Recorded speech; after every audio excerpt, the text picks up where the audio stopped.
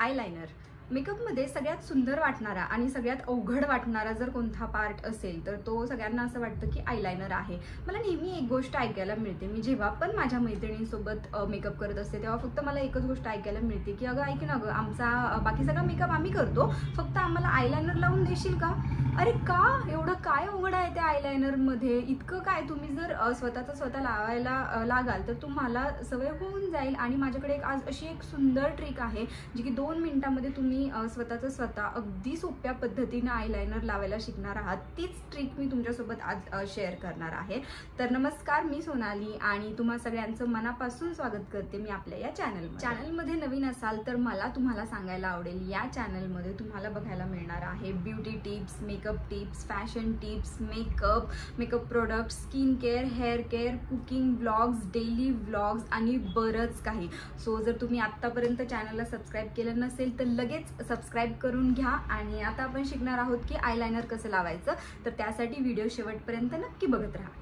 सगळ्यात पहिली आणि महत्त्वाची गोष्ट, आयलाइनर वापरायचं कोणतं? तर 2 प्रकारचे आयलाइनर मार्केटमध्ये मिळतात. पहिलं म्हणजे ते स्केच पेन टाईप जे आयलाइनर असतं ते, आणि दुसरं म्हणजे असं लिक्विड आयलाइनर. तर तुम्ही कोणतंही आयलाइनर वापरू शकता. जे स्केच पेन टाईप आयलाइनर असतं ते as compare to liquid eyeliner सोपं जातं. म्हणजे जर तुम्ही नवीन असाल, पहिल्यांदाच आयलाइनर ट्राय करत असाल तर तुम्ही नक्की पेनाचं आयलाइनर वापरा. त्याच्यामुळे काय होईल की तुम्हाला इझिली लावता येईल. आणि जर त्यानंतर तुम्हाला असं वाटलं की आता थोडंसं मला लावायला जमतंय आयलाइनर, आता मी इझिली लावू शकते, तर त्यानंतर तुम्ही असं लिक्विडवाला आयलाइनर वापरू शकता. But that completely depends on you की तुम्हाला दोन्हीपैकी कोणतं आयलाइनर आवडते. दोन्ही छान लागले जातात आयलाइनर, असं काही नाही आहे. तुम्ही कोणतंही आयलाइनर वापरू शकता. मी मोस्टली प्रेफर करते लिक्विड आयलाइनर, कारण मला पर्सनली लिक्विड आवडतं. माझ्याकडे पहिले पेनाचं पण होतं, बट त्यानंतर आता मी कंटिन्यू लिक्विडच वापरते. सो पहिल्यांदा प्रोडक्ट असं ओपन करून घ्यायचं. आणि जेव्हा तुम्ही असं प्रोडक्ट घेता तर हे घेतल्यानंतर ना हे जे टोक असतं, या टोकाला जरा जास्त प्रोडक्ट येतं. ठीक आहे, तर मग हे असं पूर्ण सगळं काढून घ्यायचं आहे, कारण हे जास्त प्रोडक्ट आलं तर जी आपली आयलाइनरची लाईन आहे ती थोडीशी ब्रॉड होईल. आणि ब्रॉड झाली तर ती एवढी चांगली दिसणार नाही. जर तुम्हाला व्यवस्थित लावता येत असेल तर तुम्ही ब्रॉड पण लावू शकता, बट स्टार्टिंगला तुम्ही थोडीशी पातळ लावा, त्यामुळे छान लुक तयार होईल. तर त्याच्यामुळे हे सगळं जे प्रोडक्ट आहे ते असं काढून घ्यायचं, याला पूर्ण लावायचं. आणि नंतर जे तुम्हाला लावायचं आहे ॲक्च्युली प्रोडक्ट, ते तुम्ही असं टोकाने घ्या, म्हणजे एकदम कोपऱ्यावरून थोडंसं प्रोडक्ट घ्या. हे प्रोडक्ट असं घ्यायचं, म्हणजे जास्त प्रोडक्ट आलं नाही पाहिजे. बघा, असं खूप छान असा टोक तयार होतो याचा. आणि खूप छान टोक झाल्यामुळं ना थोडंसं प्रोडक्ट येतं, त्याच्यामुळे जास्त प्रोडक्ट लागत नाही आणि त्याच्यामुळे इझिली लावण्याचे चान्सेस वाढतात. तर मी असं एकदम थोडंसं प्रोडक्ट याच्यामध्ये घेतलेलं आहे. आता हे आपण अप्लाय करूया. प्रोडक्ट मी घेतलेलं आहे, एकदम थोडंसं प्रोडक्ट घेतलेलं आहे.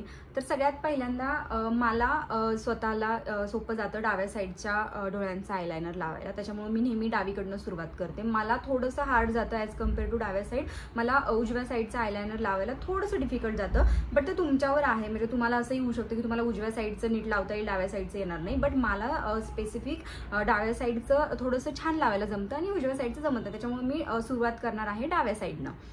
तर सगळ्यात आधी आपण काय करणार आहे, आपले हे जे डोळे आहेत या डोळ्यांच्या मध्ये एक पार्टिशन असतं, इथं आपल्याला एक स्ट्रोक देऊन घ्यायचा आहे. सेम आपण इथे पण करणार आहोत की या ज्या डोळ्यांच्या मध्ये इथे आहे ना जागा, याच्यामध्ये आपण असा एक स्ट्रोक देणार आहे. त्याच्यामुळे आपल्याला ना कर्व असं करायला थोडंसं इझी जाईल. त्याच्यामुळे मी आता फक्त इथे एक स्ट्रोक देणार आहे. ठीक आहे, दाखवते तुम्हाला इथे.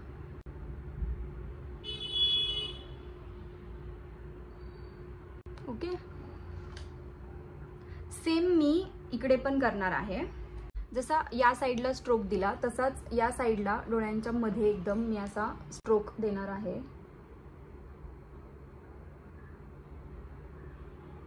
ओके, बघू शकता तुम्ही, इथे एक स्ट्रोक दिलेला आहे आणि इथे एक स्ट्रोक दिलेला आहे.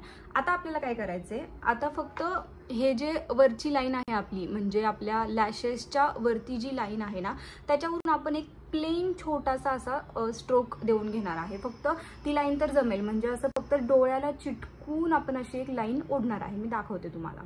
ठीक आहे, तर आपण असं छान डोळ्यांच्या वरती, लॅशेसच्या वरती अशी एक लाईन देणार आहे. तुम्ही बघू शकता.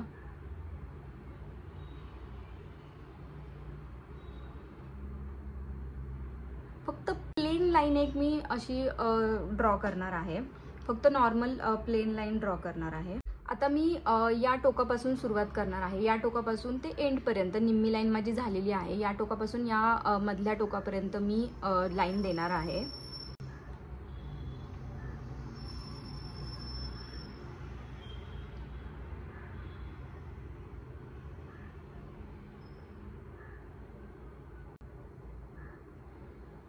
हे बघा,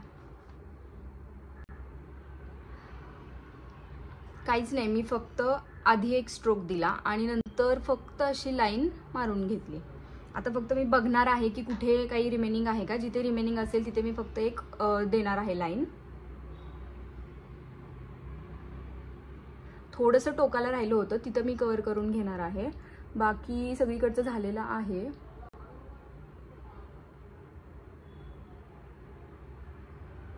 येस, हे बघा किती सुंदर असं लागलंय. काहीच नाही, फक्त मध्ये एक स्ट्रोक दिला आणि नंतर ही जी माझ्या लॅशेसच्या वरती लाईन आहे इथे मी एकदम चिटकून अशी लाईन दिलेली आहे.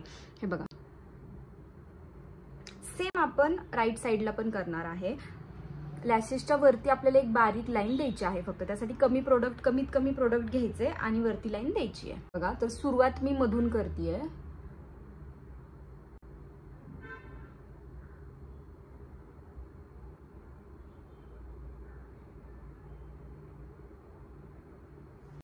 बघू शकता, मधून मी सुरुवात केली होती आणि लास्ट पर्यंत मी गेली आहे, मधून गेली आहे. आता फक्त माझा पुढचा पार्ट राहिलेला आहे. तर पुढचा पार्ट मी इथून सुरू करणार आहे आणि इथपर्यंत जाणार आहे.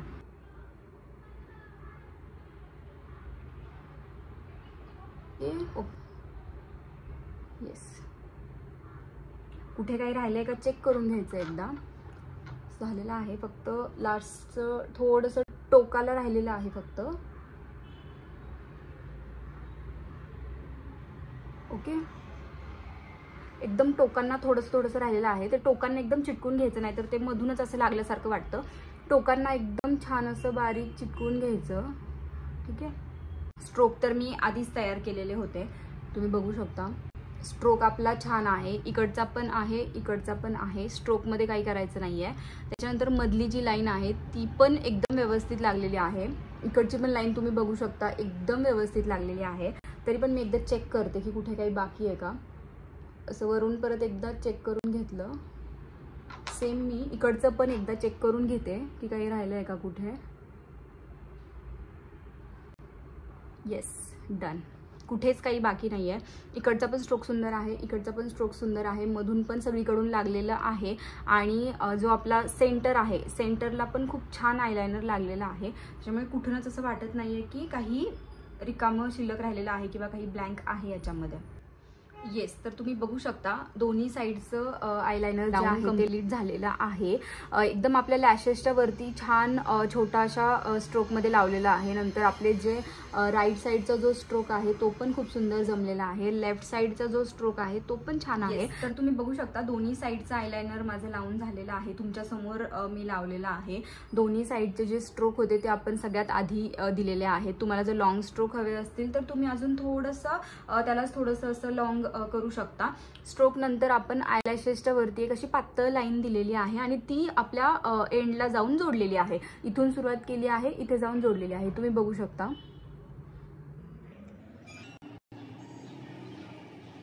तर तुम्ही बघू शकता खूप सुंदर असा लुक आलेला आहे.